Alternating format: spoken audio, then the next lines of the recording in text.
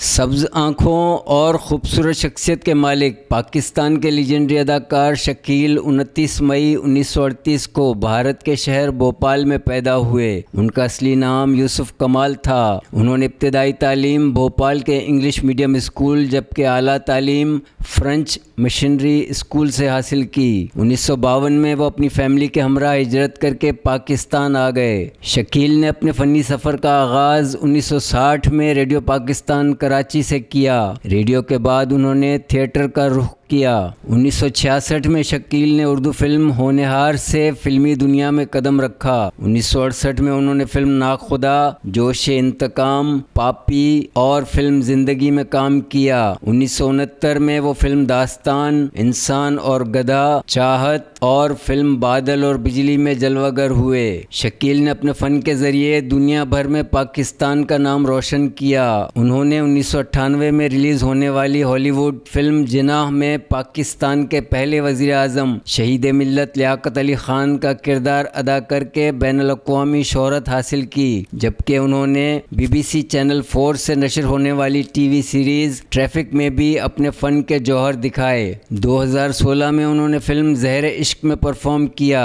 1971 میں PTV کراچی سے ٹیلی cost ہونے والا ڈرامہ نیا راستہ شکیل کا پہلا ٹی وی پلے تھا۔ اس ڈرامے کو معروف مصنفہ حسینہ معین نے تحریر کیا تھا۔ شکیل کے شہرائے آفاق ٹی وی ڈراموں میں انکل عرفی، شہزوری، افشاں، زیر زبر پیش، منٹو راما، انا، عروسہ، انکہی اور آنگن ٹیڑھا قابل ذکر ہیں۔ شکیل نے بے شمار ٹی وی پلیز میں پرفارم کیا۔ ان کے یادگار ڈراموں میں میری ذات، ذرہ بے نشاں، دل مضطر، مجھے خدا پہ یقین ہے، اڈاری، صلہ اور پھر کب ملو گے وغیرہ شامل ہیں۔ 2012 میں انہوں نے اسٹیج ڈرامے وار میں لاجواب کردار نگاری کا مظاہرہ کیا۔ 1992 میں شکیل کو پرائڈ آف پرفارمنس ایوارڈ اور 2011 میں تمغہ امتیاز سے نوازا گیا۔